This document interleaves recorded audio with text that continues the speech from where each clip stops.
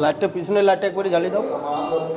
श्याम सुंदर जगन्नाथ बलराम सुभद्रा सुदर्शन जय कलिया कृष्ण विष्णुपाद भक्ति कमल विष्णु गोस्वामी महाराज जय कलिया कृष्ण विष्णुपाद सरस्वती गोस्वामी जय शिशुआ गुरु राजवाजी महाराज जय शिशुआ सच्चिदानंद जय शिशुआ विश्राम सार भोलेनाथ दासवाजी महाराज जय शिरपाल गुरुवर के लिए जय संकीर्तन लिए जय श्री कृष्ण चैतन्य वाक्य जय श्री चैतन्य चैतन्य ग्रंथराज जय दामोदर व्रत उद्योग व्रत नियम सेवा कार्तिक व्रत जय समागत भक्तवृंद की जय श्री रुद्राय गौतम देव बोल जय विष्णुपाद अष्टादश शतश्री परिव्राजक आचार्य तिरण्य स्वामी शिष्यमत भक्ति जीवन आचार्य गोस्वामी शिष्य गुरु महाराज की जय तमागत भक्तवृंद की जय श्रीताय गौर प्रेमानंदे हरि हरि बोल। ओम ज्ञानतिमिरान्धस्य ज्ञानाञ्जनशलाकया चक्षुरुन्मिलितं येन तस्मै श्रीगुरवे नमः।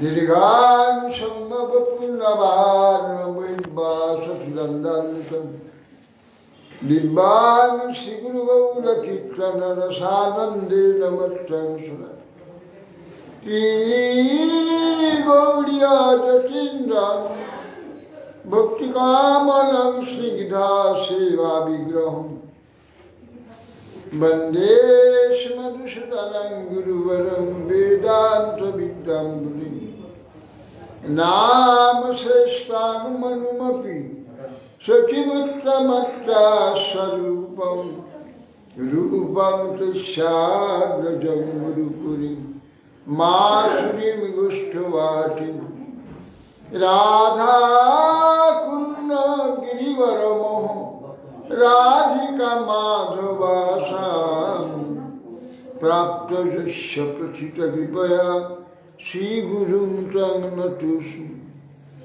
वैराग्ययुगभक्तिरसं प्रयत्नैर्निरपाय मामनभिस्मन्थम् कृपाम्बुधिर्या परदुःखदुःखी सनातनं तं प्रभुमाश्रयामि।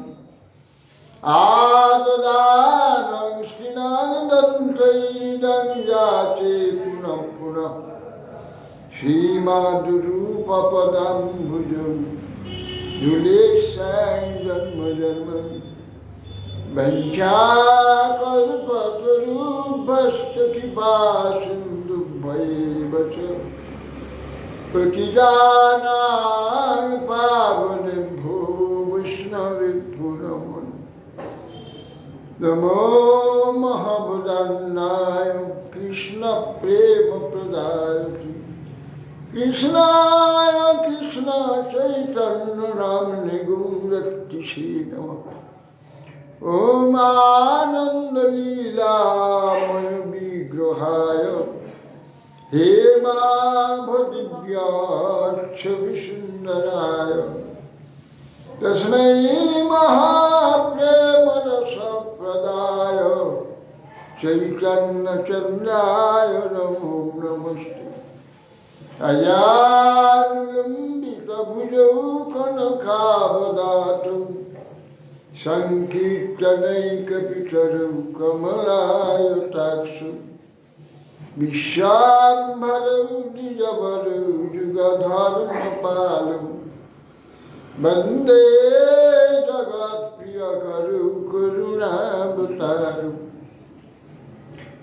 नौमि अभ्रवपुषतुलिडम्बराय गुञ्जावतंसपुरिपिच्छलसन्मुखाय वन्यासदे कमलवेत्रविशालवेणुं लक्ष्मश्रीमिदुपदे पुष्पांग जाय श्यामन हिरण्य परिधिंग मनमल्ल भर्व धातु प्रवाल नट वेशमनुव्रतांश विन्यास्तहस्तमितरेणुधुनानब्जं कर्णत्पलालकपूर्णमुखाब्जहास बर्हाग्रानुनटबरवपुकर्णयकर्णिकारं बिभ्रातभासा कनककपीशां वैजयन्तीं समादं रन्ध्राणवेणुरतनसुधया पूरयन् गोपबिन्दुः वृन्दारण्यं समगरमणं राविशति वैदियतयनं दीनवन्तो दलिता रुचिहरा भवत्नायिका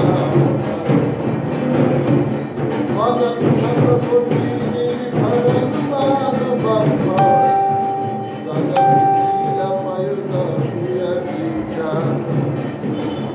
रसवलितप्रियाक्षिमौलिमणिकलक्ष्मी प्रमुदितमुरावैरी प्रेमवापि मरालि गजवरं सभानुपुण्यगिर्वाणवल्ली शपयति निजदस्य राधिका मङ्गदान् मादिदेव करुणनिधानं तमालवरणं श्रीदावतारम् अपार संसार समुद्र सेतुं भजमहि भागवत स्वरूप गं प्रभजन्तमनुपेतमपेतशिष्यं द्वैपायन विरह कातरया जुहा पुत्रेति तन्मयतया सर्वोभिनेदुष्टं सर्वहृदयं मुनिमानुतुष्टम्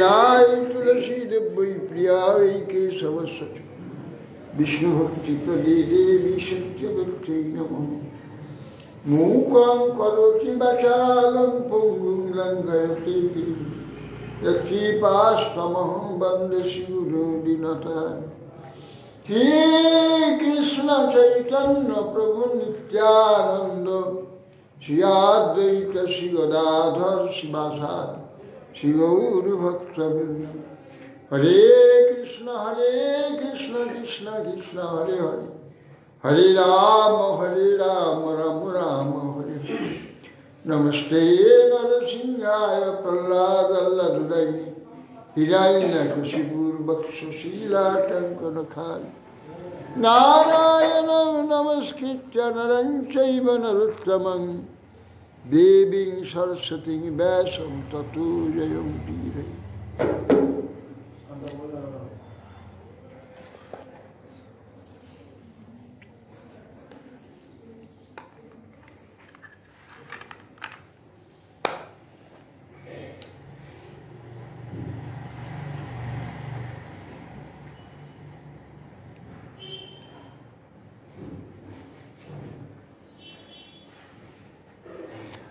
जय गुरु महाराज।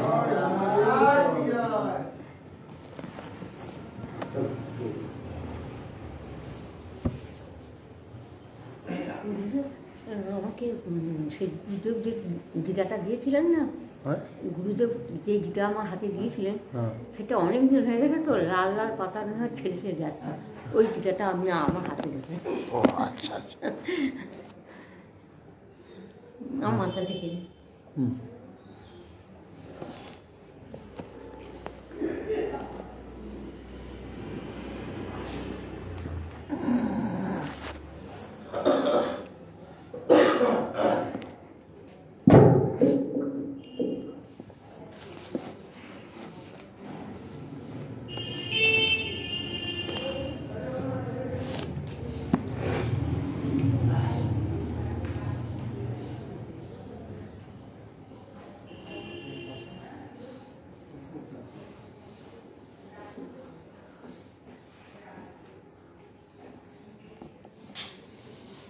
जय जय श्री चैतन्य जय नित्यानंद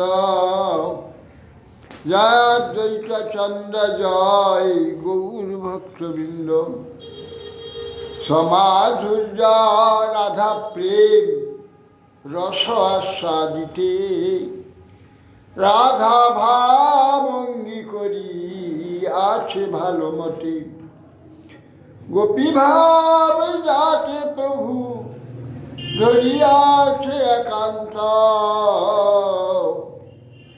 ব্রজেন্দ্র নন্দনে মানে আপনার কান্ত গোপিকা ভাবের এই সুদৃঢ় নিশ্চয় ব্রজেন্দ্রানন্দন বিনা অন্যত্র না হয় শ্যাম সুন্দর শিখি পুচ্ছ গুঞ্জা বিভূষণ গোপবেশ ত্রিভঙ্গিম মুরলী বদন ইহা বিনু কৃষ্ণ যদি হয় অন্যকার গোপী ভাব নাহি যায় নিকটে তাহার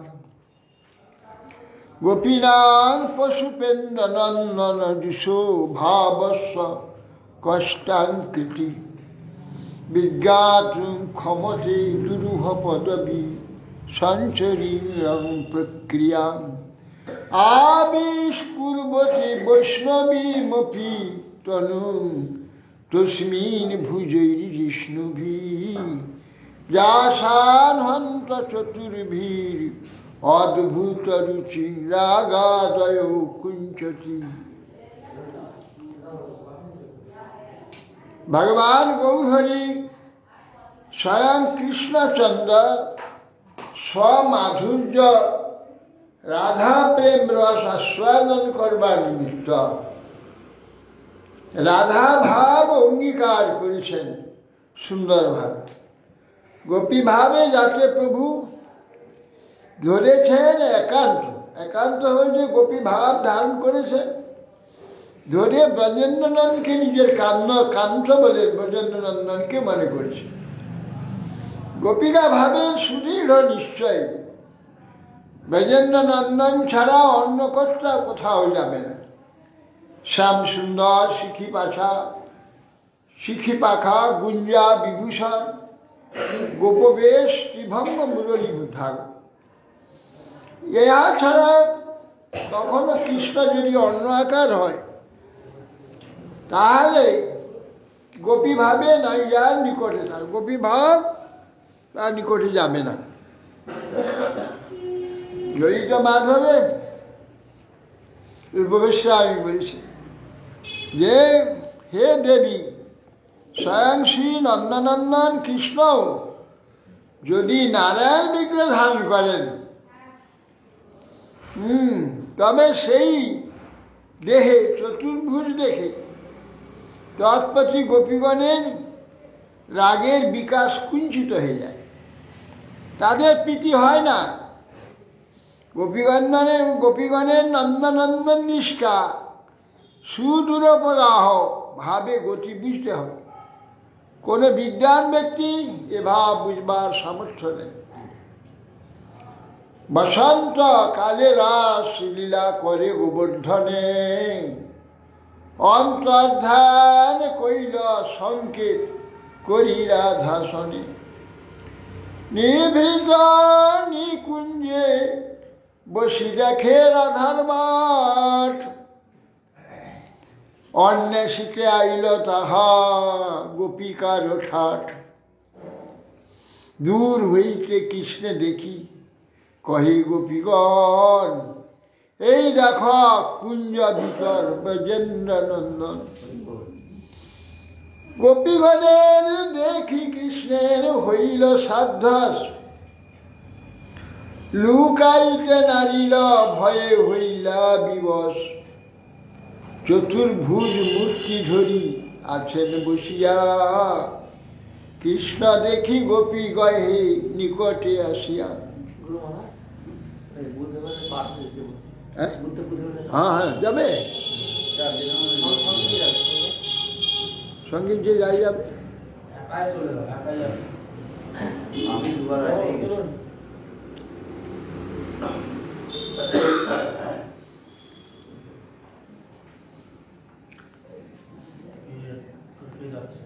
কৃষ্ণ দেখি গোপী, কৃষ্ণ ইহা কৃষ্ণ নহে নারায়ণ মূর্তি, এত বলি সবে তারে করে নটি স্তুতি।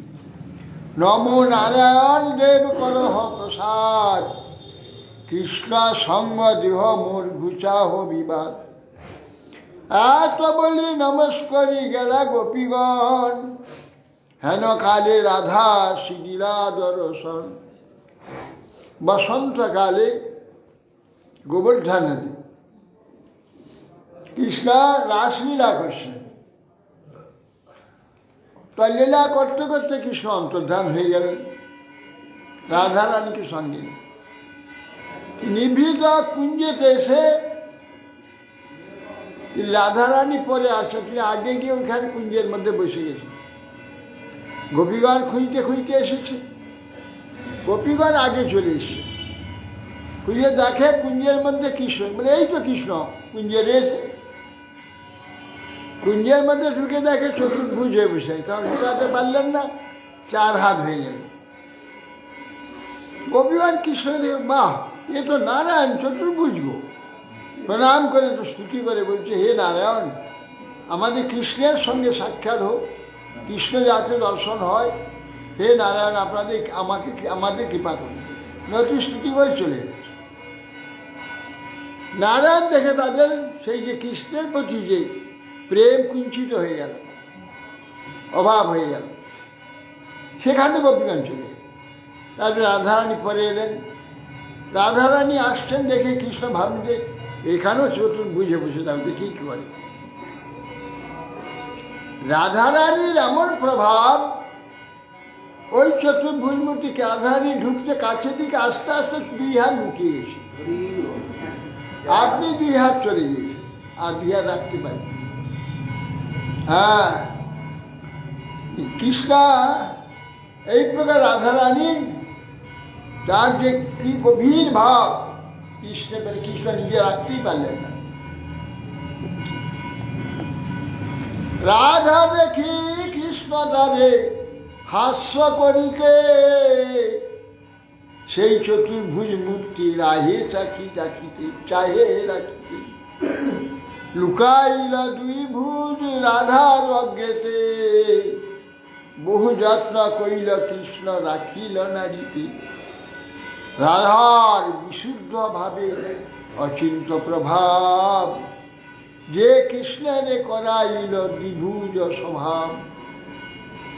হ্যাঁ, রাধা দেখে হাস্য করবার জন্যে কৃষ্ণ সেই চতুর্ভুজ হয়ে বসে নিলেন। কিন্তু রাধা চতুর্ভুজ দেখতে চাবে না। যেই রাধা এসেছে 2 ভুজ আপনি লুকিয়ে যান। বহু যাত্রা করলে কৃষ্ণ রাখতে পারলেন না। এই রাধার বিশুদ্ধ ভাব, সে অচিন্ত প্রভাব কৃষ্ণকে চতুর্ভুজ দ্বিভুজ করে দিল। রাসারম্ভ বিধৌ নীলি অবসতা কুঞ্জে, মৃগাক্ষী গণৈ দৃষ্টাঙ্গ পরিতম সুসমৃদ্ধ রাধা যা সুস্থ সন্দর্শিতা। রাধায়া প্রণয়স্য হন্ত মহিমা যস্য শিয়ারক্ষিতুম, না সত্যা প্রভু বিষ্ণুনাপি হরিণা নাসিক চতুর্ভুতা চতুর্বাহুতা। এই জন্য বলছেন যে হ্যাঁ, রাসবিহার আরম্ভ করে সহসা রাসস্থলী ত্যাগ করে কৃষ্ণ কুঞ্জের মধ্যে গোপন ভাবে অবস্থান করছেন। সেই সময় গোপিকাগণ সেখানে এসে তাকে দর্শন করে। নিজেকে লুকিয়াবার জন্য চেষ্টা করেও পরমোৎকৃষ্ট বুদ্ধি তৎক্ষণাৎ সুন্দর চতুর্ভুজ মূর্তি নারায়ণ হয়ে গেল। কিন্তু গোপীগণের সম্মুখে চতুর্ভুজ রাখতে সমর্থ হলেও শ্রী রাধারানী প্রেমের এমন আশ্চর্য মহিমা, কৃষ্ণের প্রতি যে গাঢ় নিষ্ঠা, কৃষ্ণরূপ অন্য কোথাও তার নেই। সেই গাঢ় যে নিষ্ঠা রাধারানী, এমন নিষ্ঠা, প্রবেশ করতে 2 হাত আপনি লুকিয়ে গেলেন, 2 হাতই হয়ে গেল।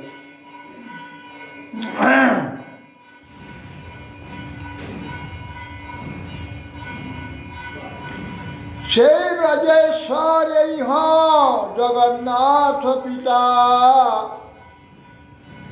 সেই ব্রজেশ্বরী শচী জগন্মাতা, সেই নন্দ সুত চৈতন্য গোসাই, সেই বলদেব নিত্যানন্দ ভাই, বাৎসল্য দাস্য সখ্য 3 ভাবময়, সেই নিত্যানন্দ কৃষ্ণ চৈতন্য সহায়, প্রেম ভক্তি দিয়াতে ভাসালো জগতে, তাহার চরিত্র লোক না পারে বুঝিতে।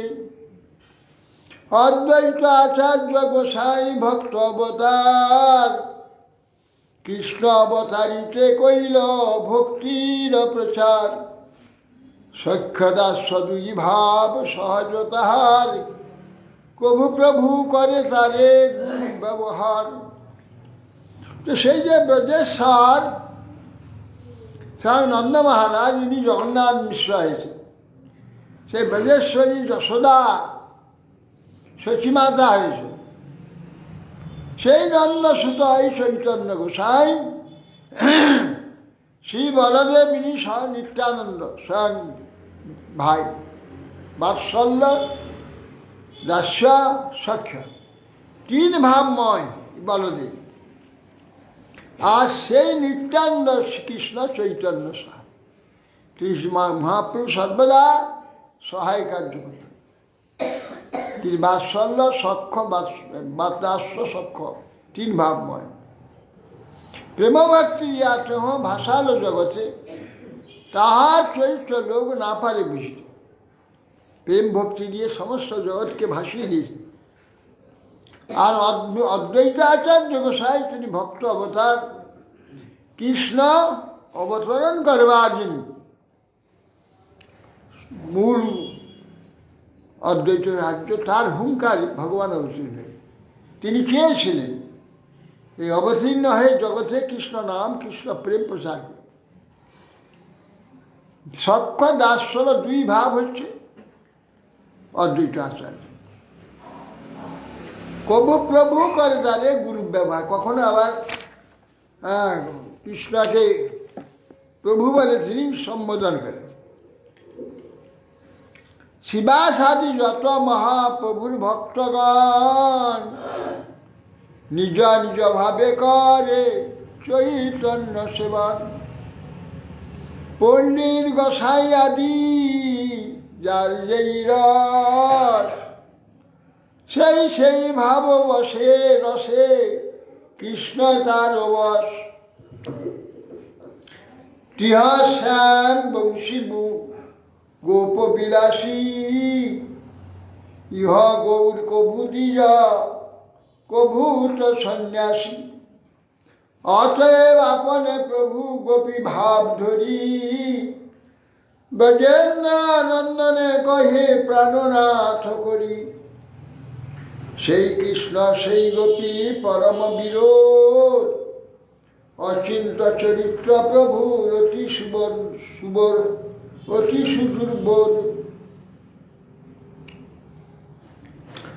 ইথে তর্ক করি কেহ না কর সংশয়, কৃষ্ণের অচিন্ত শক্তি এই মত হয়।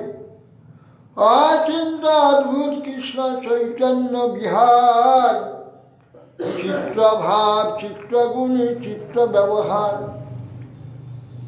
শিবাসাদী ভক্তগণ তারা নিজ নিজ ভাবেতে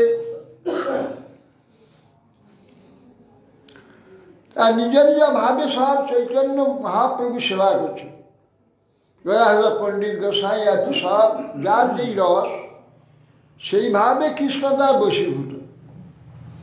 তিনি শ্যাম সুন্দর বংশীমুখ গোপবিলাস, আর ইনি তো গৌরমূর্তি দ্বিভুজ, কখন সন্ন্যাসী।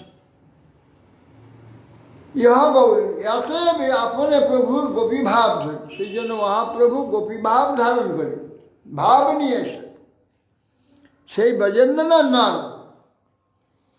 তিনি গোপী ভাব ধারণ করে ব্রজেন্দ্রনন্দনকে প্রাণনাথ বলছে। কাহা কৃষ্ণ প্রাণনাথ ব্রজেন্দ্রনন্দন, কাহা যাও কাহা পাও মুরলী বল, নিজেই বলছে, নিজেই ব্রজেন্দ্রনন্দন। সেই ভাব আস্বাদন করার জন্য তিনি নিজেই বলছেন, কাহা কৃষ্ণ প্রাণনাথ ব্রজেন্দ্রনন্দন, কাহা যাও কাহা পাও মুরলী বল। তা সেই ব্রজেন্দ্রনন্দনে কহে প্রাণনাথ কহি, সেই কৃষ্ণ সেই গোপী পরম বিরোধ। অচিন্ত প্রভুর চরিত্র অতি সুদুর্বোধ, বুঝা বড় মুশকিল। অচিন্ত চরিত্র, ভগবান নিজে তো অনন্ত, যত রকমের ঐশ্বর্য, মাধুর্য, আনন্দ, যত রকমের সব কিছু তার মধ্যে পরিপূর্ণ। নিজে নিজে সেটা আস্বাদন করবেন কি করে? তার সমকক্ষ কোনো দ্বিতীয় ব্যক্তি না থাকলে কার কাছে প্রকাশ করবে, কার সঙ্গে আস্বাদন করবে? একলা একলা কি সেটা হয়? মানুষের মধ্যে যেমন অনেক যোগ্যতা থাকে, সেই যোগ্যতা প্রকাশ করবার যদি অবস্থা না আসে, যোগ্য পরিবেশ যদি না থাকে, যোগ্য দ্বিতীয় পরিবেশটি থাকতে হবে, তবে সেই যে যোগ্যতার প্রকাশ হয়ে আনন্দ পাবে, অন্যকে আনন্দ দেবে। সেই জন্য ভগবান সেটা হচ্ছে না বলে তিনি এত অনন্ত রূপ ধারণ করেছেন, অনন্ত বিশ্ব সৃষ্টি করেছেন, অনন্ত জীব, অনন্ত পরিকর এই সমস্ত প্রকাশ করেছেন। সেই কার যে চমৎকারিতা, অনন্ত অদ্ভুত যে তার ঐশ্বর্য, মাধুর্য, এইগুলোকে আস্বাদন করবার জন্য কোথায় প্রকাশ করবে? তার সমান সমকক্ষ কোনো ব্যক্তি যে তাকে বুঝতে পারবে, সেই যদি সেসব না থাকে কার কাছে প্রকাশ করবে? সেই জন্য তার এই জগৎলীলা, বিশ্বলীলা, ভগবান, এটা অবশ্য কোনো সময় এটা হয়নি। এটা যেমন আমাদের বলছেন যে এই ভাব, আমরা এই ভেদ ভাবময় জগৎ, আমাদের ভাবময় স্বভাব, আমাদের বোঝাতে গেলে সেইটা আমাদের বলতে হচ্ছে ভগবান এইরকম হয়েছিল, সেই জন্য ভগবান এই প্রকার বিশ্ব আদি বিশ্ব সৃজন করেছে। ওটা প্রথম থেকেই ভগবানের নিত্য এটা, নিত্য এটা। তিনি তার যে অচিন্ত অমৃতময়ী পূর্ণ স্বরূপে তার সব আছে, থাকলেও সেইটাকে বিলাস করবেন বলে সেই জন্য যুগপৎ তিনি এইরকম আছেন। এইরকম তিনি এক হয়ে অনন্ত মূর্তি, এক হয়ে অনন্ত মূর্তি রূপে তিনি নিজেকে আস্বাদন করবার জন্য এইসব বিলাস করছেন, নিজেই হয়েছেন। অতএব সেই জন্যে কৃষ্ণ সেই গোপী সেই বিরোধ এখানে আবার আস্বাদন করবার জন্যে সেই রূপ, যেটা নাকি বৃন্দাবনে ব্রজেন্দ্রনন্দন আস্বাদন করতে পারেনি, সেইটা আস্বাদনে আবার গৌর রূপে আবির্ভূত হয়েছে। ভক্ত সেজে রাধা ভাব গ্রহণ করে তিনি আস্বাদন করছেন। অচিন্ত অদ্ভুত কৃষ্ণ চৈতন্য বিহার, চিত্তভাবে চিত্তগুণ চিত্ত ব্যবহার। ইহা তর্কে ইহা নাই মানে, যেই দুরাচার কুম্ভী পাকে পচে সেই নাহি কনিষ্ঠার। লহর জ্ঞান অচিন্ত খলু যে ভাবা, নতাং স্তরকে নজয়েত প্রকৃতিভ্য পরঞ্জত তদচিন্ত সলক্ষণ। এগুলো অচিন্ত খলু যে ভাবা, আর স্তরকে নেই, যে ভাব অচিন্ত মানে চিন্তার অতীত। কেন? চিন্তার অতীত না, চিন্তা তো আমাদের জড়। ভগবান হচ্ছে চৈতন্য চেতন, চিন্ময় ব্যাপার। জড় আর চেতন সম্পূর্ণ বিপরীত। জড় ভাব দ্বারা চেতনটাকে বোঝা যাবে কি করে? জড় ভাব দ্বারা চেতনকে বোঝা যায় না। বিপরীত দুটো, যে সমকক্ষ নয়, সমজাতীয় নয়,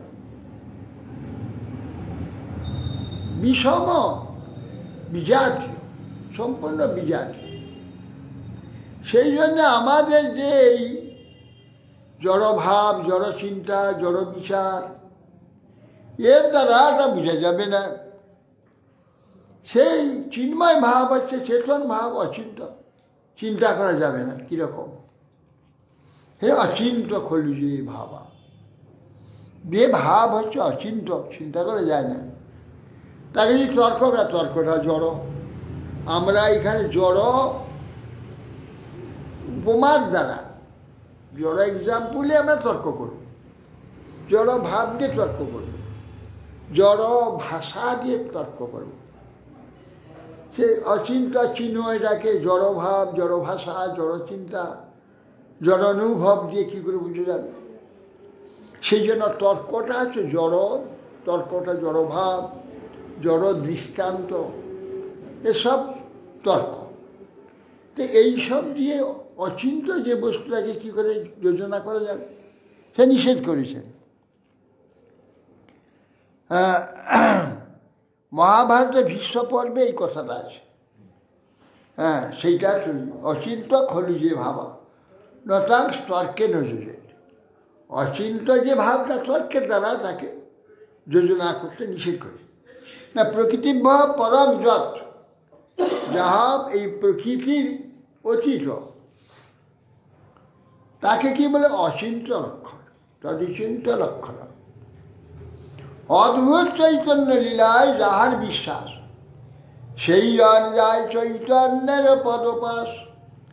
প্রসঙ্গে কহিল এই সিদ্ধান্তের সার, ইহা যেই শুনে শুদ্ধ ভক্তি হয় ও তার।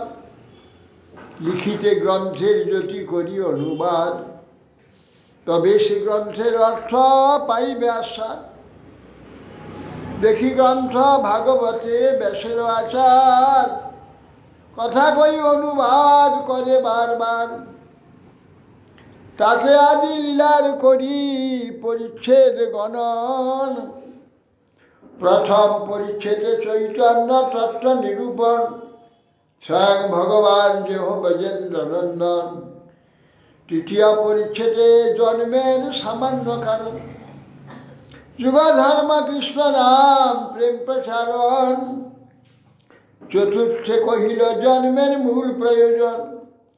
সমাধুর্য প্রেমানন্দ রস আস্বাদন, পঞ্চমে শ্রী নিত্যানন্দ তত্ত্ব নিরূপণ। নিত্যানন্দ হইয়া রাম রোহিণী নন্দন, ষষ্ঠ পরিচ্ছেদে অদ্বৈতের তত্ত্বের বিচার। অদ্বৈত আচার্য মহাবিষ্ণু অবতার। সপ্তম পরিচ্ছেদে পঞ্চতত্ত্বের আখ্যান। পঞ্চতত্ত্ব মিলি কইল জৈছে কইল প্রেমদান। অষ্টমে চৈতন্য লীলা বর্ণন কারণ, এক কৃষ্ণ নামের মহিমা মহিমা কথন, মহামহিমা কথন। নবমেতে ভক্তি কল্প বৃক্ষের বর্ণন, শ্রী চৈতন্য মালি কইল বৃক্ষারোপণ। দশমেতে মূল স্কন্ধের শাখা দ্বিগণন, সর্বশাখাগণে জৈছে ফল বিতরণ। একাদশে নিত্যান্ন শাখা বিবরণ, দ্বাদশে অদ্বৈত স্কন্দ শাখার বর্ণন। ত্রয়োদশে মহাপ্রভু জন্ম বিবরণ, কৃষ্ণ নাম সহজৈছে প্রভুর জনম। চতুর্দশে বাল্যলীলা কিছু বিবরণ, পঞ্চদশে পৌগণ্ড লীলার সংক্ষেপ বর্ণন। ষোড়শ পরিচ্ছেদে কৈশোর লীলার উদ্দেশ্য, সপ্তদশে যৌবন লীলার কহিল বিশেষ। এই সপ্তদশ আদি লীলার প্রবন্ধ, দ্বাদশ প্রবন্ধ তাতে গ্রন্থ মুখবন্ধ পঞ্চ প্রবন্ধে পঞ্চরসের চরিত্র সংক্ষেপ কহিলবতী না কহিল বিস্তৃত।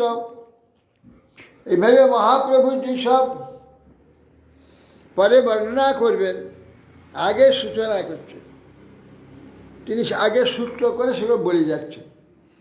তার ভাব হচ্ছে উনি বৃদ্ধ হয়েছিল, অনেক বৃদ্ধ, অনেক বয়স হয়েছিল। 80 পেরিয়ে গেছে। হ্যাঁ, 90 প্রায় হয়ে গেছে, 90 বোধহয় পেরিয়ে গেছে, সেই সময় লিখছে। তো বলছে যদি এর মধ্যে মৃত্যু হয়ে যায়, 80 পেরোলে বিশ্বাস নাই, কখন হাত চুপ করে বন্ধ হয়ে যাবে, কেন তো বহুকাল পরিশ্রম করছে, কখন বন্ধ হয়ে যাবে। সেই জন্য বলছে যে যদি আমার চলে যায়, প্রাণ চলে যায়, তো এই সূত্রগুলোর ভক্তগণ পড়ে মহাপ্রভু লীলাটা অন্তত বুঝতে পারবে কী কী হয়েছে। আর যদি আমি বেঁচে থাকি তাহলে বিস্তৃতভাবে বর্ণনা করব, এই জন্য সূত্র করে যাচ্ছে। প্রথম পরিচ্ছেদে মঙ্গলাচরণ, দ্বিতীয় পরিচ্ছেদ তত্ত্ব নির্মাণ, চৈতন্য তত্ত্ব, স্বয়ং ভগবান ব্রজেন্দ্রনন্দন। তৃতীয় পরিচ্ছেদে সামান্য কারণ, জন্মের কারণ, যুগধর্ম কৃষ্ণনাম প্রচার, এটা সামান্য কারণ। যুগধর্ম কেন? যুগধর্ম প্রেম প্রচার অন্য কোনো অবতার বা কোনো মহাপুরুষ দ্বারা করা যায়, তাকে নিজেকে আসতে হয় না, তিনি নিজে এসেছেন, অন্য কারণ আছে, এই জন্য একটা সামান্য কারণ। যুগধর্ম প্রবর্তন নাম প্রেম প্রচার চতুর্থে করিল জন্মের মূল প্রয়োজন, সমাধুর্য প্রেম রস আস্বাদন, প্রেমানন্দ আস্বাদন, মূল প্রয়োজন এটা। নিজ মাধুর্য আর নিজের যে প্রেম, সেই প্রেমেতে ভক্তগণ বা রাধারানী কি সুখ পায় সেইটা বুঝতে না পারে, সেইটা আস্বাদন করার জন্যে সেই রাধারানী এবং গোপীদের ন্যায় ভাব ধারণ করেছে, কেমন প্রয়োজন, সমাধুর্য প্রেমরস আস্বাদন। তাহলে পঞ্চমে পরিচ্ছেদে নিত্যানন্দ তত্ত্ব, তিনি স্বয়ং বলরাম শঙ্কর্ষণ, নিত্যানন্দ শ্রী রাম বলরাম রোহিণী নন্দন।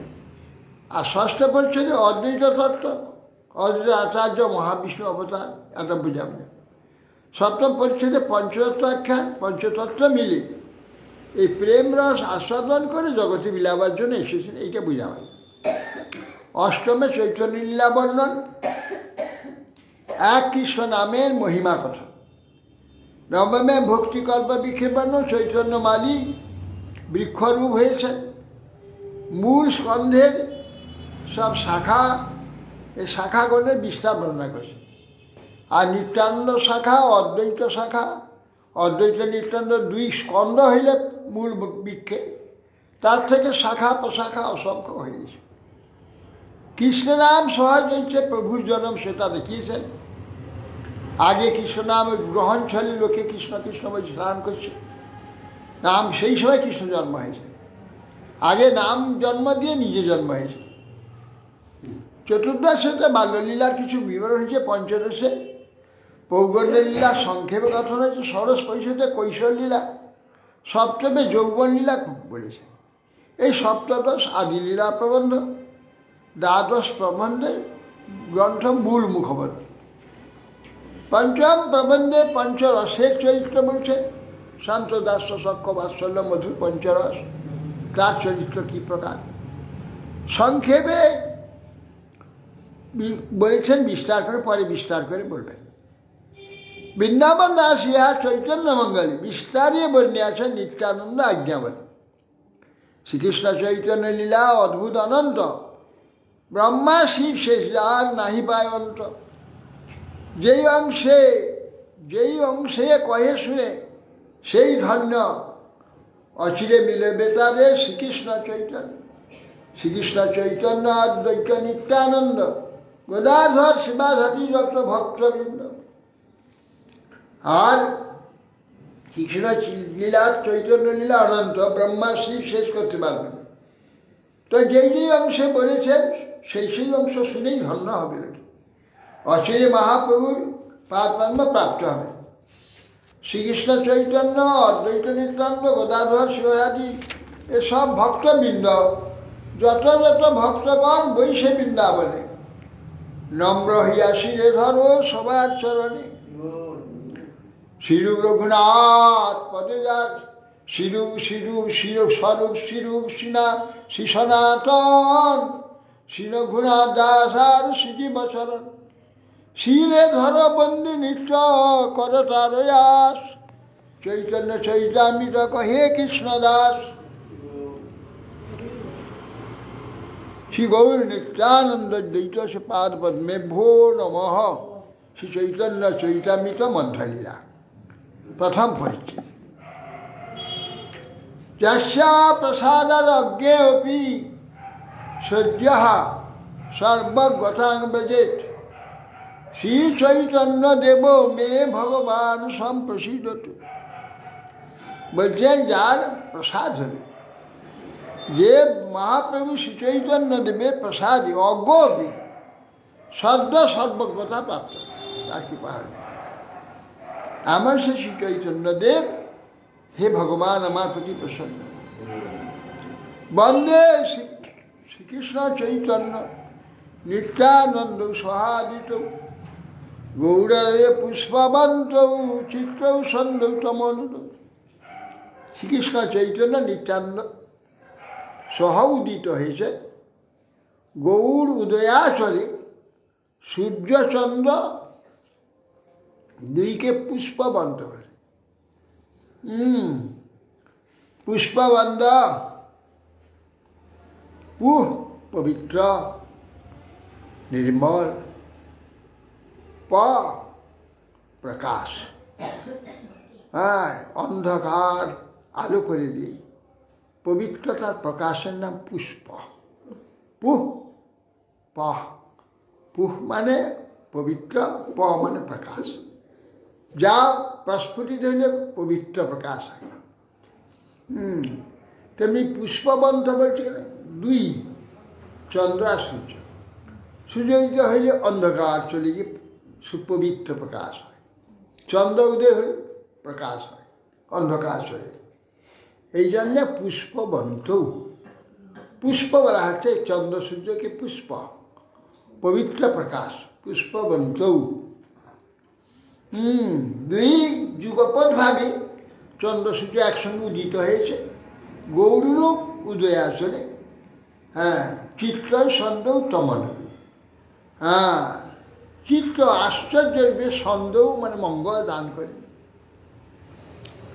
আশ্চর্য মঙ্গল দানকারী চিত্র সন্দৌ তম অনদৌ, তম অর্থাৎ অন্ধকার উদয় হতে দেয়নি।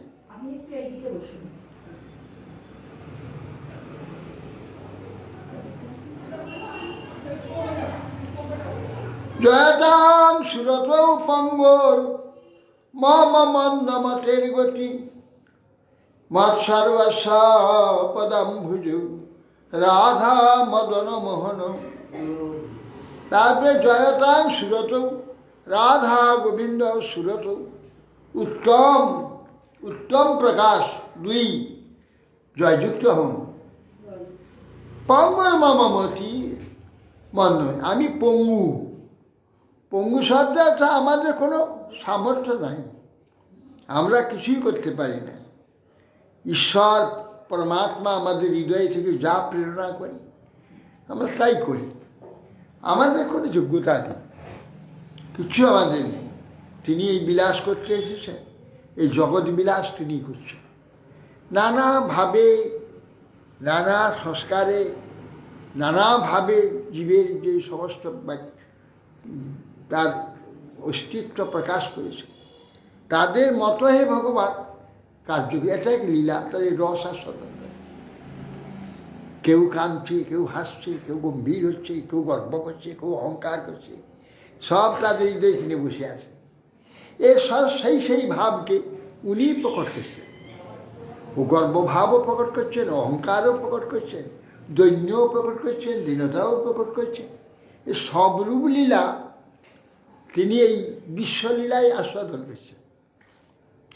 এই জন্যে ভগবান সব কিছু আমার ভাব বুঝে সেইভাবে সব কিছু তিনি প্রেরণা দিচ্ছেন।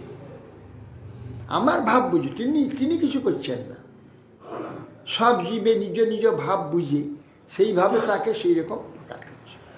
তা কত রকম ভাব, একটি মনুষ্য রকম, তো এত ভাব একসঙ্গে আস্বাদন করছে তাদের দ্বারা করিয়ে, প্রত্যেকের ভাব অনুযায়ী সেইরকম করছে, তিনি সেই সব আস্বাদন করছেন। সেই জন্য বলছেন যে পঙ্গর, আমরা পঙ্গু, ক্ষুদ্র চিজ কন, আমাদের কি ক্ষমতা আছে? আর এইরকম একটা ভারী শরীরকে নাড়াচড়া করার ব্যবস্থা করা, এরকম এসব ঠিক একমাত্র পরমাত্মা করে, সে কৃষ্ণই করছে। একে পঙ্গু, মন্দমতি। মন্দমতি কি? মন্দ মানে অলসতা। আমাদের মতি কিছু করতে চায় না, কেবল ঘুমিয়ে থাকলে আরামে চুপচাপ, কিছু করতে চায়। তাকেই মানে গুণ দিয়ে তাকে ছুটাচ্ছে, কাউকে সত্যগুণ দিয়ে, কাউকে রজগুণ দিয়ে, কাউকে তমগুণ দিয়ে, নানা রকম কার্য করছে।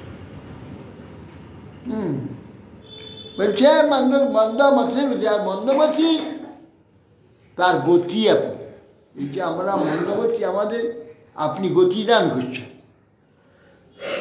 মত সর্বস্ব পদম ভুজৌ, এই রাধা গোবিন্দের যে মদন মোহনের পাদপদ্ম, আমার সর্বস্ব শ্রী রাধা মদন মোহন জয়যুক্ত। বিবাদ বৃন্দারণ্য কল্পদ্রুমাধ শ্রীমদ রত্নাগার সিংহাসনস্থ শ্রীমদ রাধা শিল গোবিন্দ দেব পৃষ্ঠালিভিষেদ্য মানুস্মরা। দিব্যদ বৃন্দারণ্য কল্পদ্রুমা, দিব্যদ অলৌকিক অচিন্ত যে বৃন্দারণ্য, বৃন্দাবন, সেখানে কল্পতরু রয়েছে। বৃন্দাবনে কল্পতরু, সমস্ত বৃক্ষ মাত্রই কল্পতরু বৃন্দাবন। দিব্য কল্পতরু কদম্ব বৃক্ষ, তমাল বৃক্ষ, এইসব দিব্য বৃক্ষ কল্পদ্রুম। সেই কল্পদ্রুমের অধ নিচে, কল্পদ্রুমাধ, কল্পদ্রুমের নিচে শ্রীমদ রত্নাগার সিংহাসন, সুন্দর রত্নমন্দির আছে কল্পতরু নিচে। সেখানে সিংহাসনে অবস্থিত দুই শ্রীমদ রাধা শিল গোবিন্দ দেব, রাধা গোবিন্দ দেব সেখানে অবস্থান। শুধু একলা না, প্রেষ্ঠা আলিভি, প্রেষ্ঠ মানে অত্যন্ত প্রিয়, যারা আবৃত থাকে সবসময় রাধা গোবিন্দ। আল শব্দে আলিভি, আল ঘিরে রেখেছে, রাধা গোবিন্দকে ঘিরে রেখেছেন। আল বলতে জানতে আমরা বলছি জমিকে ঘিরে রেখেছে আল দি, আল কি? তার যে অধিকারটুকুকে বেষ্টন করে রাখে, একে বলে আল। আল মানে অধিকার, বিস্তৃত, ঘিরে রেখে দিয়েছে অধিকার। রাধা গোবিন্দের চারপাশে ঘিরে রেখে দিয়েছে সখীগণ, সে আলিভি, সখীগণ দ্বারা পরিবৃত, সেই তাদের দ্বারা সেবিত, এমন যে রাধা গোবিন্দ তিনি জয়যুক্ত হন। শ্রীমান রাসরসারম্ভী বংশীবট ততস্থিত কারসার বেণু সনেরি গোপী গোপীনাথ শ্রীয়স্তনা। শিবাত রাসরসারম্ভী, যিনি রাসরূপ, রস, রাস শব্দ অর্থ রসের প্রাচুর্যতা, রসের প্রাচুর্যতাকে প্রাচুর্যার্থে রাস হয়েছে। সে রস প্রাচুর্য যে আরম্ভী রস বংশীবট তট, যমুনার তীরে বংশীবট আছে, বংশীবটের তটে রাস রস আরম্ভ করেছে, রসারম্ভ বংশীবট তটস্থ। কর্ষণ বেণুসনেই, বেণুর ধ্বনিতে কর্ষণ আকর্ষণ করেছে তাদের গোপী। কর্ষণ বেণুসনের গোপী, সমস্ত গোপীগণকে বেণুসন দ্বারা, বেণুর ধ্বনির দ্বারা আকর্ষণ করেছে। সে বেণুস্বরের দ্বারা এখন এমন যে গোপীনাথ তিনি আমাদের শ্রিয় অস্তু, আমাদের পরম মঙ্গল যে শ্রিয় পরম কল্যাণ দান করুন, কল্যাণ স্বরূপ হন। জয় জয় গৌরচন্দ্র, জয় দীন বন্ধু, জয় জয় নিত্যানন্দ, জয় দ্বৈত, জয় জয় শচীসুত, জয় দীনবন্ধু, জয় জয় নিত্যানন্দ, জয় দ্বৈত চন্দ্র, জয় জয় শিবাসাদি গৌর ভক্তবৃন্দ। পূর্বে কহিল আদি লীলা সূত্রগণ, যাহা বিস্তারিয়াছেন দাস বৃন্দাবন। অতএব তার আমি সূত্র মাত্র কইল, যে কিছু বিশেষ সূত্র মধ্যেই কইল। বলছে আদি লীলার যে সূত্রগণ আগে বলা হয়েছে, ওই সূত্র কেন না, ওইটা বিস্তার করেছে বৃন্দাবন ঠাকুর চৈতন্য ভাগবতে কীর্তন করেছেন, তিনি বলেছেন। আর দ্বিতীয়বার সেইটা যদি বলি তাহলে একটা অপরাধ হবে, তার উপরে কথা হবে। তিনি যা বলছেন সেইটা আমার বর্ণনা করাটা ধৃষ্টতা হবে। যে মহাজন কিছু বর্ণনা করেছেন সেইটা তার উপরে বর্ণনা করাটা একটা ধৃষ্টতা হবে। সেই জন্য আমি সেইগুলো না বলে যেগুলো বলেননি বা সেইগুলোকে যা যা বলেছে সূত্রভাবে বলে দিয়েছে, সংক্ষেপে বলে দেওয়া হয়েছে, বিস্তার করে। আর তার মধ্যে যে যেগুলো বলা হয়নি ছেড়ে গেছে সেইটা কিছু আলোচনা করা হয়েছে। হ্যাঁ, যাহা বিস্তারিয়েছেন দাস, অতএব তার আমি সূত্র সেই জন্য সেটা সূত্র বলে দিয়েছি, বিস্তার করিনি। আর যদি কিছু বিশেষ ছিল যা সূত্র মধ্যে বিস্তার করে দিয়েছি, বলা হয়ে গেছে। এবে কহি শেষ লীলা মুখ্য সূত্রগণ, প্রভুর শেষ লীলা না যায় বর্ণন। তার মধ্যে যেই ভাগ দাস বৃন্দাবন, চৈতন্য মঙ্গলে বিস্তারী করিলা বর্ণন। সেই ভাগের ইহা সূত্র মাত্র লিখিব, ইহা শেষে বিশেষ কিছু তাহা বিস্তারিব। চৈতন্য লীলার ব্যাস দাস বৃন্দাবন, তার আজ্ঞা করি তার উচ্ছিষ্ট চর্বণ। ভক্তি করি শিরে ধরি তাহার চরণ, শেষ লীলা সূত্রগণ করিয়ে বর্ণন। বলছেন প্রভু শেষ লীলা মুখ্য সূত্রগণ বলছি। প্রভু অশেষ লীলা বর্ণন করা যায় না, তার মধ্যে যেই ভাগ বৃন্দাবন দাস বর্ণনা করেছেন, চৈতন্য মঙ্গলে বিস্তার করে বর্ণনা করেছেন, সেই ভাগটা আমি সূত্রগণ সংক্ষেপে বলে দিচ্ছি। আর যেটা বিশেষ কিছু তার মধ্যে আছে তাটা বিস্তার করে শ্রী চৈতন্য লীলার ব্যাস বৃন্দাবন দাস তার আজ্ঞায় তার উচ্ছিষ্ট সর্বণ করেছে। তার উপরে কিন্তু বর্ণনা করতে পারবো না। যেটা তিনি বর্ণনা করেননি, ছেড়ে দিয়েছেন, সেইটাকে আমি বিস্তার করে বলছি। ভক্তি করি শিরে ধরি তাহার চরণ, শেষ লীলা সূত্রগণ করিয়ে বল। শেষ লীলার সূত্র অর্থাৎ আদি লীলা বাদে দুইটা লীলা আছে, মধ্য লীলা শেষ লীলা, ওই দুটোকে শেষ বলছি আর কি। শেষ লীলা বর্ণনা করে 24 বৎসর প্রভু গৃহে অবস্থান, তাহা যেই লীলা তার আদি লীলা নাম। 24 বৎসর শেষ যেই মাঘ মাস, তার শুক্লপক্ষে প্রভু করিলা সন্ন্যাস। সন্ন্যাস করিয়া 24 বৎসর অবস্থা, তাহা যে লীলা তার শেষ লীলা নাম। শেষ লীলা কেন বলছেন? 24 বৎসর গৃহস্থ আশ্রমে ছিল, এটা প্রথম লীলা, আদ্য লীলা।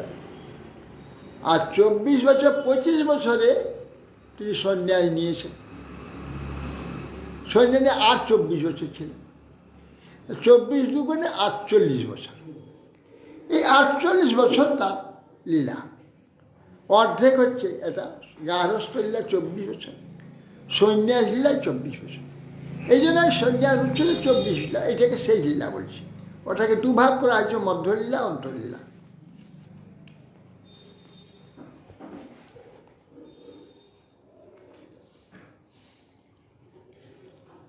চব্বিশ বৎসরের শেষে 25-এ প্রবেশ করলেন যখন, তখনই সন্ন্যাস গ্রহণ করেছেন। 24 বৎসর শেষে যেই মাঘ মাস, তার শুক্লপক্ষ মানে পূর্ণিমাতে, মাঘী পূর্ণিমাতেই সন্ন্যাস হয়েছে। করলে সন্ন্যাস করে 24 বৎসর অবস্থান করছেন। তার সেই লীলাটা শেষ লীলা মধ্য অন্ত দুই নাম হয়, লীলা ভেদে বৈষ্ণব সব নাম ভেদ কয়।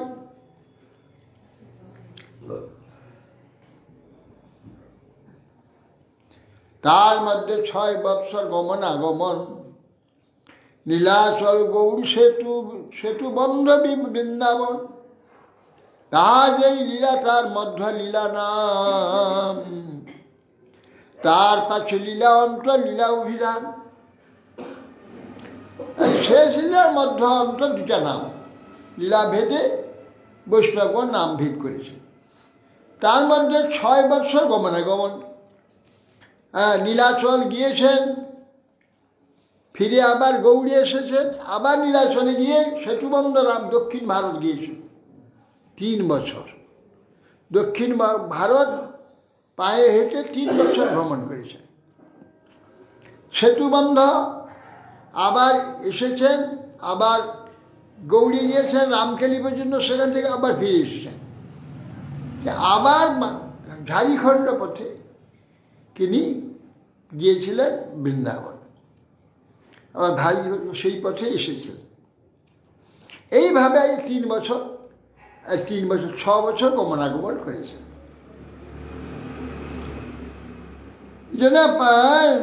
নীলাচল গৌর সেতুবন্ধ বৃন্দাবন, তাহাদের লীলা তার মধ্য লীলা নাম, অন্তলীলা অভিরাম। তার পাছে অন্তলীলা অভিরাম। আদি লীলা মধ্য লীলা অন্তলীলায়ার, এবে মধ্য লীলার কিছু করিয়ে বিস্তার। 18 বর্ষ কেবল নীলাচলে স্থিতি, আপনি আচরি জীবে শিখাইল ভক্তি। আর 6 বছর আর 18 বছর, 18 6 24 বছর। এই 18 বছর নীলাচলে একভাবে ছিলেন। 18 বছর নীলাচলে শ্রী আপনি আচরি জীবে নিজে আচরণ করে সমস্ত জীবকে শিক্ষা দিয়েছে। 18 বছর সেই গম্ভীরাতেই ছিলেন তো। তার মধ্যে 6 বৎসর ভক্তগণ সঙ্গে প্রেম ভক্তি প্রবার্তিল নিত্য গীত রঙ্গে। নিত্যানন্দ গোসাইরে পাঠাইল গৌড় দেশে, তাহা গৌড় দেশ ভাসাইল প্রেম রসে। সহজেই নিত্যানন্দ প্রেম উদ্দাম, প্রভুর আজ্ঞায় কইল যাহা তাহা দান। তার মধ্যে 6 বৎসর ভক্তগণের সঙ্গে প্রেম ভক্তি নিত্যগীত এই সমস্ত করে প্রকাশ করেছে। আর নিত্যানন্দকে গৌড় দেশে পাঠিয়েছিল, তুমি যাও সমস্ত গৌড় দেশেতে প্রেম প্রচার করবে। সেখানে গৌড় দেশ নিত্যানন্দ প্রভু প্রেমে ভাসিয়েছিল। সহজেই নিত্যানন্দ প্রেমোদ্দাম ধাম, প্রেমময় তিনি সব সময়। প্রভুর আজ্ঞায় যাহা তাহা তিনি প্রেম দান করেছেন। তাহার চরণে মোর কোটি নমস্কার, চৈতন্য ভক্তি যে হল আইল সংসার। চৈতন্য গোসাই যারে বলে বড় ভাই, কেহ কহে মোর প্রভু চৈতন্য গোসাই। যদ্যপি আপনি হয় প্রভু বলরাম, তথাপি চৈতন্য করে দাস অভিমান। চৈতন্য সেব চৈতন্য গাও, লও চৈতন্য নাম। চৈতন্য যে ভক্তি করে সেই মোর প্রাণ। বল ভাই কান এই মাত্র লোকে চৈতন্য ভক্তি লো আইল, দিনহীন নিন্দাকারী সবানি সারিল।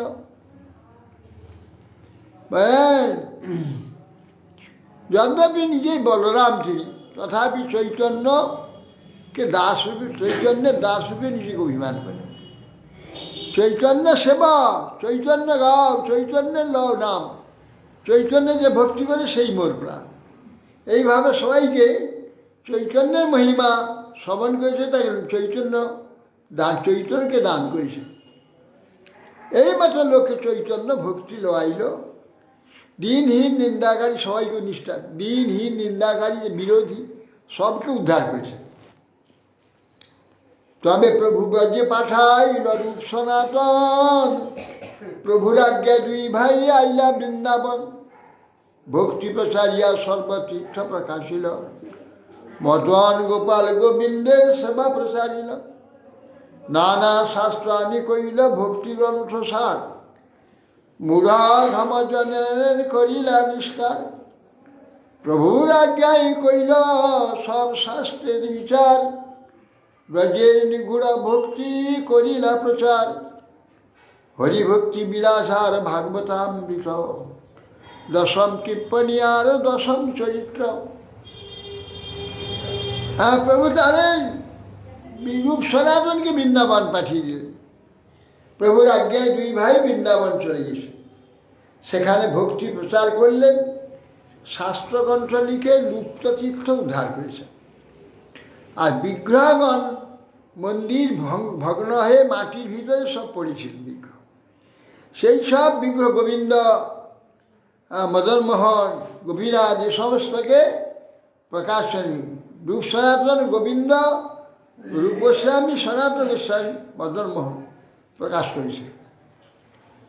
আর নানা শাস্ত্র আদি কইল ভক্তিগ্রন্থ, নানা ভক্তিগ্রন্থ বিভিন্ন পুরাণ থেকে সমস্ত ভক্তিগ্রন্থ সব তার দৃষ্টান্ত ভক্তিগ্রন্থ প্রচার করেছে। ব্রজের যে নিগুড়া ভক্তি সেটা প্রচার করেছে প্রভুর আজ্ঞায়। প্রভু বলেছেন যে লোকতীর্থ উদ্ধার করবে আর তীর্থ মহিমা প্রকাশ করবে শাস্ত্র দৃষ্টি।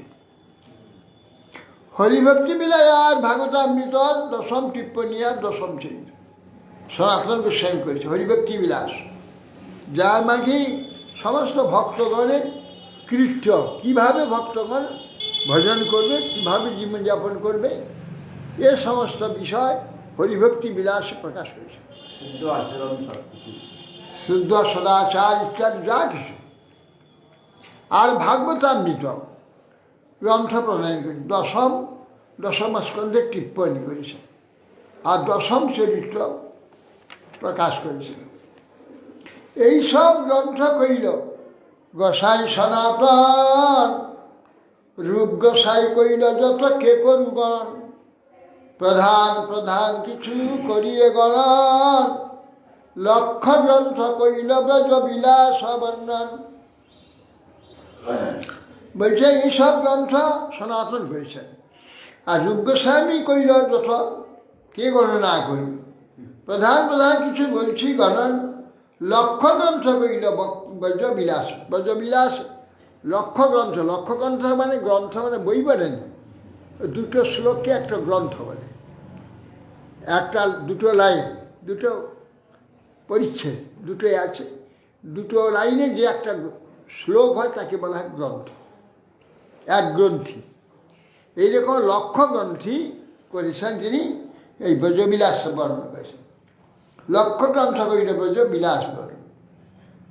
রসামৃত সিন্ধু আর বিদগ্ধ মাধব, উজ্জ্বল নীলমণি আর ললিত মাধব, দান কেলি কৌমদি আর বহু রত্নাবলী, অষ্টাদশ লীলাচ্ছন্দ আর পদ্যাবলী, গোবিন্দ বিরুধাবলী আর তাহার লক্ষণ, মধুরা মাহাত্মা আর নাটক বর্ণন, লঘু ভাগবতামৃতাদি কে করু গণন, সর্বত্র করিল ব্রজ বিলাস বর্ণন। তিনি কি করেছেন? ভক্তি রসান্বিত সিন্ধু, আর করছেন বিরুদ্ধ বালক ললিত মাধব, উজ্জ্বল নীলমণি, দান কেলি কৌমদী, আর অনেক স্তবাবলী করেছে, অষ্টাদশ লীলাচ্ছন্দ আর পদ্যাবলী, গোবিন্দ বিরুধাবলী এবং তার লক্ষণ বেলায়, মথুরা মাহাত্ম্য নাটক, লঘু ভাগবতামৃত, এইসব সনাতন রূপ গোস্বামী বর্ণনা করে। সর্বত্র করিল ব্রজ বিলাস বর্ণ, এবং শুদ্ধ যে ব্রজরস, শুদ্ধ পবিত্র ব্রজরসের কথা, ভগবত বিলাস, ভগবত যে রস, সেই সব বর্ণনা করেছেন। এই জন্য রূপ গোস্বামী আমাদের, তিনি হচ্ছেন ওই রূপধারা, রূপ গোস্বামী ধারায় আমরা সমস্ত কিছু জানতে পারি। রূপানুগ ধারাতে আমরা সাধন ভজন যা কিছু আমাদের বিচার সিদ্ধান্ত রূপানুগ ধারায়, রূপ গোস্বামী যে ধারাটা প্রকাশ করেছে সেই ধারায় আমাদের সব ভজন সাধন সব কিছু হয়ে থাকে। এই জন্য তিনি সর্বত্র ব্রজবিলাস বর্ণন করেছেন। তার ভাতৃপুত্র নাম শ্রীজীব গোসাই, যত ভক্তি গ্রন্থ করিল তার অন্ত নাই, ভাগবত সন্দর্ভ নাম গ্রন্থ বিস্তার, ভক্তি সিদ্ধান্ত তাতে লিখিয়াছেন সার।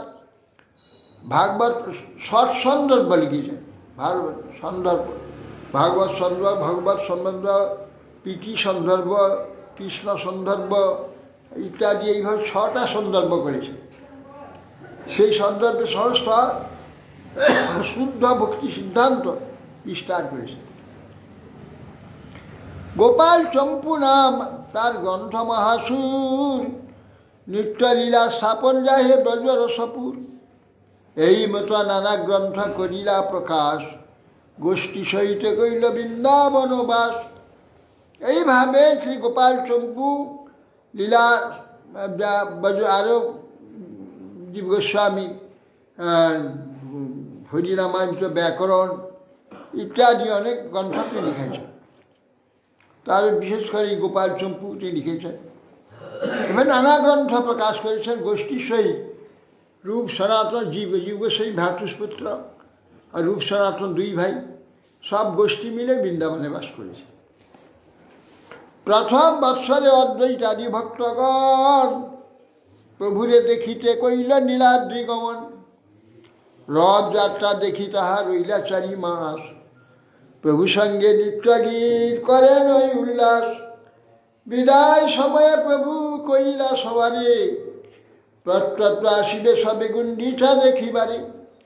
প্রভুর আজ্ঞায় ভক্তগণ প্রত্যব্য আসিয়া, গুণ্ডিচা দেখিয়া যান প্রভুরে মিলিয়া। প্রথম বৎসর অদ্বৈত ভক্তগণ মহাপ্রভুকে দেখবার জন্য নীলাচলে এসেছিল। রথযাত্রা দেখে তারা 4 মাস ছিলেন, আষাঢ়, শ্রাবণ, ভাদ্র, শ্রাবণ, ভাদ্র, আশ্বিন, কার্তিক, 4 মাস থাকতে। কার্তিক মাসে রাজযাত্রা সেই হলে চলে যেতেন গৌরী, 4 মাস তারা থাকতেন। গুণ্ডিচা দেখে যান প্রভু মিলিবার। প্রভুর আজ্ঞা যারা বললেন তোমরা প্রত্যব্দ আসবে, যার সময় বললেন প্রভুর সঙ্গে নিত্য গীত করেছেন। বিদায় সময় প্রভু সবাই বললেন প্রত্যব্দ, প্রত্যেক বছর তোমরা গুণ্ডিচা দর্শনে আসবে। গুণ্ডিচা উৎসব বলা হয় রথযাত্রায়, রথযাত্রা নাম গুণ্ডিচা উৎসব। গুণ্ডিচা উৎসব তোমরা দেখতে আসবে প্রত্যেক বছর। তারা প্রতি বছর যেতেন। 200 ভক্ত নিয়ে ওই শিবানন্দ সেন সবকে সর্ব খরচ, খাবার দাবার, বাসা আদি দিয়ে নিয়ে যেতেন, নিয়ে আসতেন। 20 বৎসর হইছে করে গতাগতি, অন্যান্য দোহে বিনু দোহার নাই স্থিতি। শেষে আর যেই রহে 12 বৎসর, কৃষ্ণের বিরহ লীলা প্রভুর অন্তর। নিরন্তর রাত্রি দিন বিরহ নুয়াদে, হাসে কাঁদে নাচে গায়ে পরম বিষাদে। যেকালে করেন জগন্নাথ দর্শন, মনে ভাবে কুরুক্ষেত্রে পাইয়াছি মিলন। 20 বছর এইভাবে গতাগতি করেছেন। অন্যান্য লোহে বিরুদ্ধ লোহার নাহি স্থিতি। ২০ বৎসর এইভাবে গতাগতি করেছে, শেষে আর যে ১২ বৎসর রয়েছে, শেষ ১২ বছরে তিনি কৃষ্ণ বিরহ লীলা প্রকাশ করেছেন। নিরন্তর রাত্রিদিন বিরহে উন্মাদ হয়ে কখন হাসে, গায়, নাচে, বিষাদে, কখন যে কাজ জগন্নাথ দর্শন করেন মানে করে কুরুক্ষেত্রে এসেছে, অর্থাৎ কুরুক্ষেত্রে রাধারানী এসে মিলিত হয়েছেন কৃষ্ণের সঙ্গে। মিলিত হয়ে যদিও কৃষ্ণ দেখেছে আনন্দ হয়েছে, কিন্তু ওই যে রাজবেশ, সমস্ত রথ রথী সঙ্গী এই সমস্ত পার্শ্বদ তাদের নিয়ে আসছে, সেখানে সুখ হয় রাধারানী। বৃন্দাবনে যে নিভৃতে কুঞ্জে যে বিলাস, যে আনন্দ দেখে সে আনন্দ হয়নি। রথযাত্রা আগে যবে করেন নর্তন, তার এই পদমাত্র করেন ও গোপন, সেই তো পরাণনাথ পাইনু, যাহা লাগি মদন দহনে ঝুরি গেলু। এই ধোয়া গানে নাচেন দ্বিতীয় প্রহর, কৃষ্ণ লইয়া বাজে যাই এ ভাব অন্তর। এইভাবে নৃত্য করে পড়ে এক শ্লোক, সেই শ্লোকের অর্থ কেহ নাহি বুঝে লোক। তারা রথযাত্রার সময় প্রভু রথের সম্মুখে নৃত্য গাইতেন, গান একটি গাইতেন, সেইটা ধোয়া ধরতেন সব ভক্তরা। অন্য যত গান গেছে ওই একটা ধোয়া গেছে, সেই তো পরাণনাথ পাইনু, যাহা লাগি মদন দহনে ঝুরি গেল, ওই ধোয়া গাইত। মানে গানটা গেয়ে যাচ্ছে, একটা ধোয়া এরা গিয়ে যাচ্ছে, ওইটা পিছনেটা বলে। আগে এরকম হইতো, এরকম ভারত গান এরকমই হতো। প্রথমে একটা ধোঁয়া করে দিল, ও ধোঁয়াটা যারা নাকি দুয়ারধারী, তারা ধোঁয়াটা গাইতে থাকবে, ও বলে যাবে গানটা, আর ধোঁয়া এরা দিয়ে যাবে। প্রজেক্ট কৃষ্ণ নিয়ে বেজে যায় এ ভাবন্ত। এইভাবে মহাপুরুষ নৃত্য করে এক শ্লোক পড়ছেন, সেই শ্লোকের অর্থ লোক জানতে পারে কি ব্যাপার। একটা প্রাকৃত কাব্যের সাহিত্য প্রকাশে একটা শ্লোক।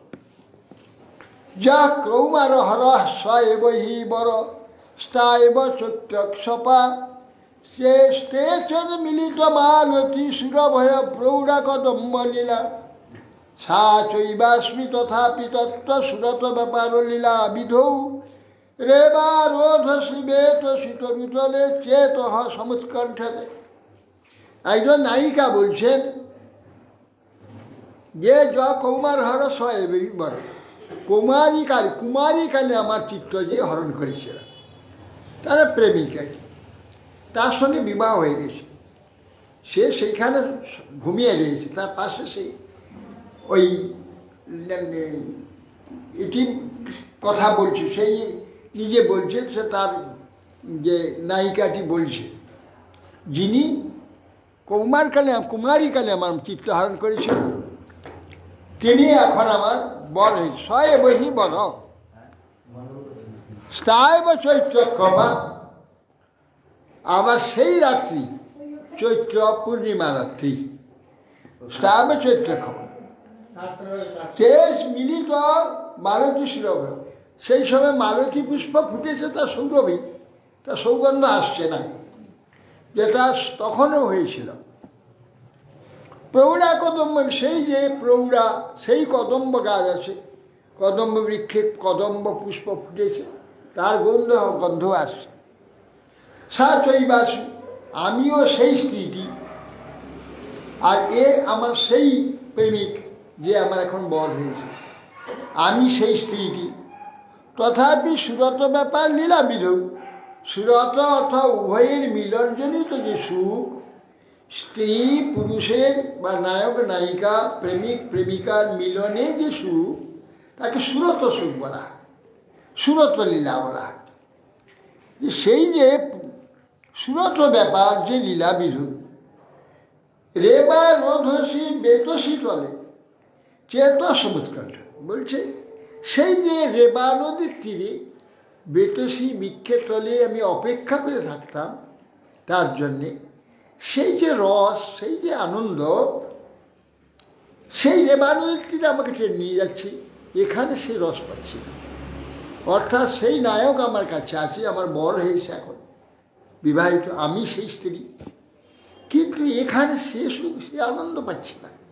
যে আনন্দ রেবানুতা অর্থাৎ নর্মদা নদীর তীরে কুমারী কালে সেই যে বেতশীতল তলে অপেক্ষা করে যে আনন্দ আস্বাদন হয়েছিল, এখানে তা হচ্ছে। সবে ভাবছি একই কথা, মহাপ্রভু কোথায় জগন্নাথের সম্মুখে ভগবানের লীলা কীর্তন গাচ্ছে, এখানে কাব্য প্রকাশে এ প্রাকৃত নায়করাই কারে কেন? কেউ বুঝেছে, সর্বদামোদর বুঝেছে এ কথা যেন রাধারানী, যেটা পরে রূপ গোস্বামী শ্লোকটা করবেন, তাতে মহাপ্রভু ভয়ানক আনন্দিত হয়। ওটা ওইটা খুঁজছে না,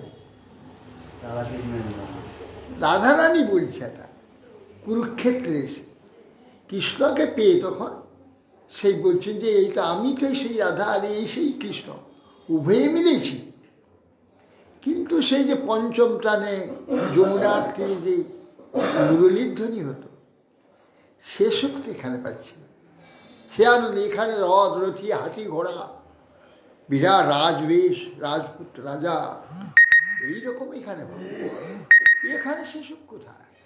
যেখানে পঞ্চম টানে মুরলীর ধ্বনি যমুনার তীরে হইত, যে মুরলীর আকর্ষণে আমরা ছুটে আসতাম তার সঙ্গে মিলিত হওয়ার জন্য, সে যে আনন্দ এখানে কোথায়? সেই কথাটা প্রকাশ করছেন জগন্নাথে। জগন্নাথ, বলরাম, সুভদ্রা দেখে, সুভদ্রা আছে তো কুরুক্ষেত্রে দ্বারকার ব্যাপার, আর সেখানে রাজরথী আসেন, এই রথের দেখে ও সেইটাই মহাপ্রভু মনে পড়েছে যে সেই বৃন্দাবনের যে ভাব সেটা তো এখানে নেই। হ্যাঁ, কিন্তু সেই কৃষ্ণ জগন্নাথ আর সেই বলরাম আর সুভদ্রা রয়েছে এই দ্বারকার সম্বন্ধ। এই কুরুক্ষেত্রে রথরথী আছে, যেমন গোপীদের ভাব হয়েছিল, রাধারানী ভাব হয়েছিল, সেই ভাবটা এখানে প্রকাশ করছেন ওই রথযাত্রার সম্মুখে এই কাব্য প্রকাশের শ্লোকটা বলে। হরে কৃষ্ণ। বাঞ্ছা পৈতানং পাবনে ভূ।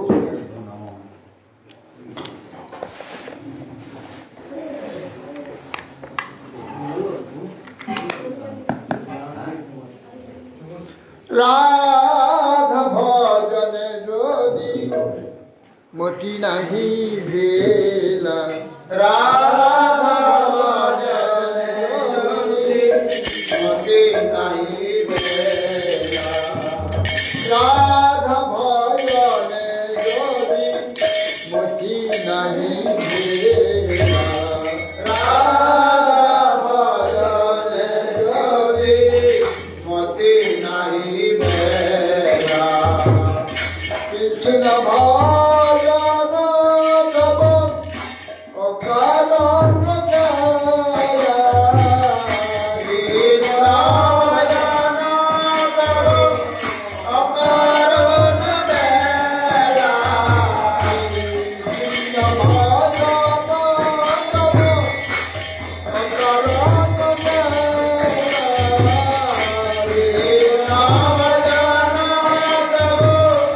অকারণ দয়া,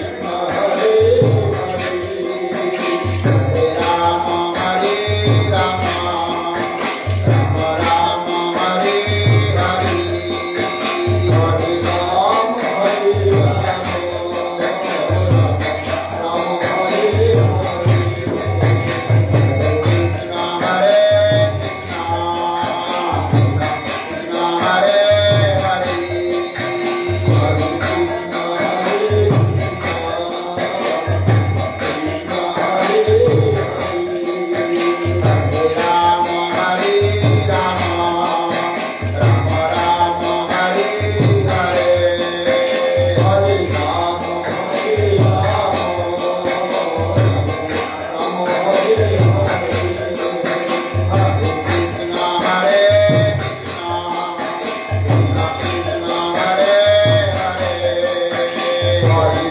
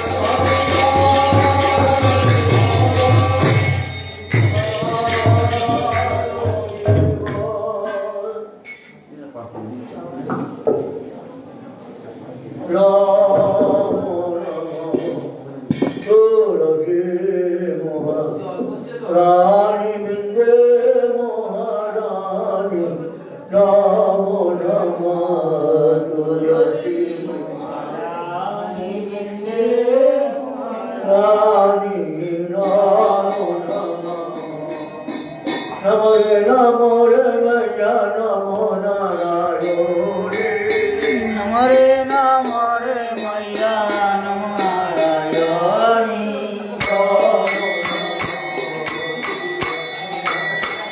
রানী বিন্দে মহারানী রাম রাম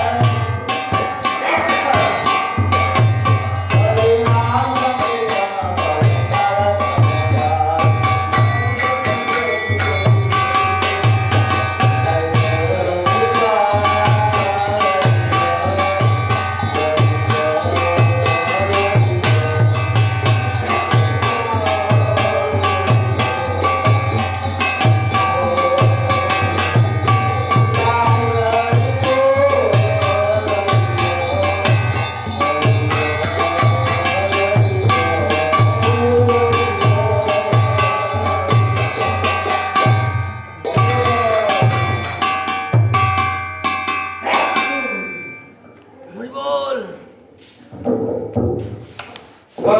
बोल हरि बोल हरि बोल हरि बोल हरि बोल बोल हरि हरि बोल हरि बोल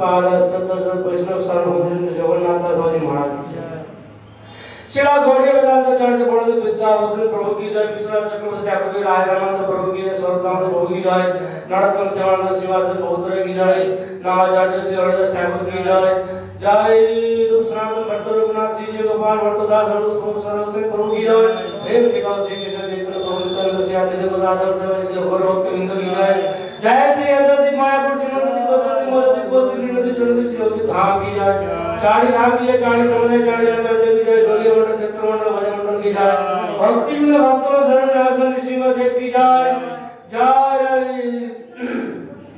कार्तिक चतुर्थ नीलकंठ की जय जय अनंत कोटि भक्ति चरण सागर महाराज जी का समाज के अनंत कोटि वैष्णव बिंदु की जय कृपाल लोक गुरु की जय हरि नाम संकीर्तन की जय समागत भक्त बिंदु की जय श्री गुरु निताय गौर प्रेमानंदे हरि बोल हरि बोल हरि बोल जय परम जय काय गौर प्रेमानंदे हरि बोल हरि बोल हरि बोल हरि बोल